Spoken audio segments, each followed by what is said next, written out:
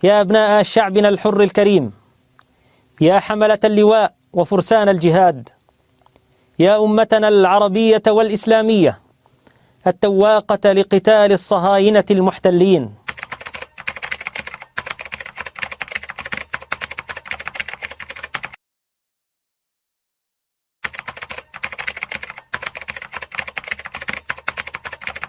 Saya kira pertanyaan ini sedikit tidak masuk akal. Pertanyaan ini membuat saya berpikir, membantu secara militer. Bagaimana Indonesia membawa pasukan masuk ke wilayah Palestina? Bagaimana membantu Palestina melawan Israel? Soalnya paling murah dan paling mungkin adalah diplomasi non-perang. Ya, jarak Indonesia ke Israel sangat-sangat jauh. Perlu biaya yang besar, minyak yang tidak sedikit. Apalagi kalau Indonesia sudah berangkat, pasukan Israel sudah pasti, sudah siaga penuh siap tempur. Bahkan ratusan tank tempur sudah siaga di Gaza. Dan lagi, negara mana di sekitar Israel yang mau membantu Indonesia berperang? Saya rasa gak ada negara yang membantu Indonesia melawan Israel. Negara Mesir, Yordania sudah berteman dengan Israel. Pasukan Indonesia nggak bakal diizinkan lewati wilayahnya. Mau lewat negara mana? Negara Arab Saudi. Udah ada pasukan Amerika Serikat di sana. Yang pasti, pasukan Indonesia sudah dirudal duluan oleh pasukan Amerika Serikat di Arab Saudi. Israel sampai hari ini belum pernah kalah perang.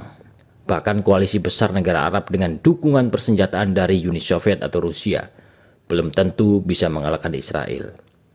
Bisa apa Indonesia? Jika benar-benar mengirim senjata atau pasukan ke Palestina, lalu senjata yang mana untuk dikirim ke Palestina? Lalu senjata Indonesia yang mana untuk dikirim ke Palestina? Sedangkan Indonesia sendiri pun masih kekurangan senjata untuk mengamankan kedaulatannya. Untuk menjaga wilayah Indonesia saja, alutsista Indonesia masih kurang, apalagi sebagiannya dikirim untuk berperang di Palestina melawan Israel.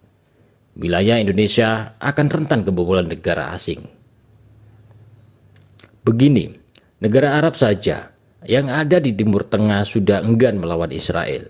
Contoh saja negara Arab Saudi, Mesir, Yordania, dan Maroko. Lalu negara Liga Arab mana yang membantu Palestina?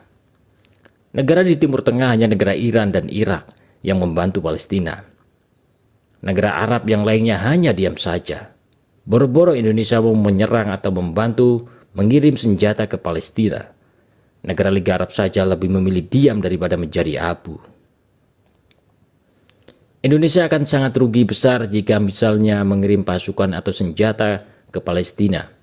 Dan begitu pun tidak ada untungnya sama sekali jika kita ikut perang melawan Israel. Indonesia saat ini sudah benar mendukung Palestina lewat cara-cara lain, yang mana tidak mengorbankan pasukan kita atau Indonesia demi negara asing. Negara Arab tahu betul kekuatan Israel tidak bisa dipandang remeh. Kekuatan Israel didukung oleh banyak negara besar.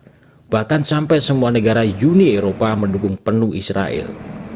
Alias negara Uni Eropa siap mengirim bantuan senjata. Yang mana Uni Eropa adalah salah satu musuh bebuyutan bagi Indonesia saat ini. Uni Eropa ini terdiri dari 26 negara. Jadi 26 negara ini mendukung penuh Israel untuk menghilangkan Hamas. Dan bagaimana kabarnya negara-negara yang gembar-gembor mendukung Palestina? Apakah mau mendukung penuh dengan mengirim bantuan senjata ke Palestina?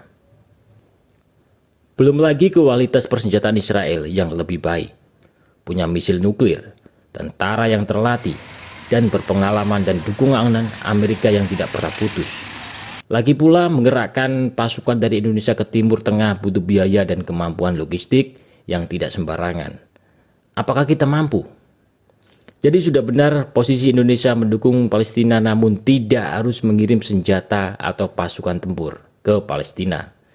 Karena kalau mengirim pasukan ke Palestina, sama saja Indonesia mencari gara-gara dengan negara-negara besar seperti Australia dan Amerika.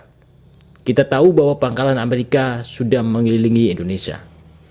Ya, belum sampai mengirim senjata ke Palestina, negara Indonesia sudah dihancurkan duluan oleh negara Australia dan Amerika. Yang mana mereka memiliki senjata yang modern, tinggal pencet rudal melayang ke Indonesia. Kekuatan militer Indonesia ini didesain hanya untuk bertahan atau hanya untuk mengamankan Indonesia saja. Kekuatan Indonesia tidak didesain untuk menyerang negara lain. Indonesia masih jauh dari kata-kata mampu untuk perang jarak jauh. Salah satu syarat utama untuk penyerangan jarak jauh adalah menggunakan kapal induk untuk mengirimkan armada udara dan tank tempur.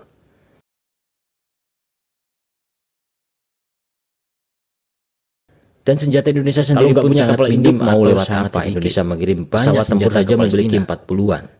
Dan tank tempur saja kelas atas seperti Leopard hanya memiliki kurang lebih 20-an. Sedangkan tank Israel berjumlah ratusan dan itu tank Israel lebih unggul dibanding tank Indonesia. Syarat kedua adalah harus memiliki rudal jarak jauh untuk memberi serangan rudal. Lalu apakah Indonesia memiliki rudal serang jarak jauh? Satu biji pun Indonesia belum punya rudal serang jarak jauh. Jika hanya mengandalkan pasukan infanteri, percayalah pasukan kita Indonesia akan jadi bulan-bulanan tentara Israel. Apalagi Israel memiliki pengalaman tempur yang lebih memadai di medan gurun. Sedangkan TNI tak memiliki pengalaman medan gurun. Dan sudah pasti tentara Israel lebih menguasai medannya. Negara Israel itu kecil, tetapi dahulu menang perang melawan hampir semua negara Arab pada tahun 1967. Militernya terlatih, alutsistanya kualitas nomor 1 buatan sendiri. Yang ada Indonesia yang hancur lebur digempur oleh Israel sendirian. Belum lagi dukungan Amerika sebagai sekutu utama Israel. Siapa saja yang menyentuh Israel bakal berlawanan dengan Amerika Serikat. Siapa di belakang Amerika? Ya, yaitu negara NATO.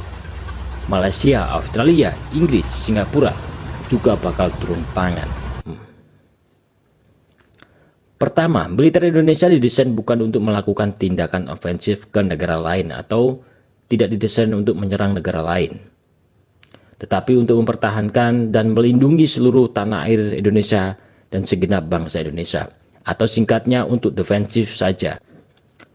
Kedua, sekalipun mau menyerang negara lain, memangnya Indonesia mampu? Memenuhi standar pertahanan dalam negeri saja masih belum. Macam mana pula hendak melakukan operasi ofensif ke luar negara? Apalagi jarak Indonesia ke Israel itu sangat jauh. Kalau nekat ya kita pasti kalah.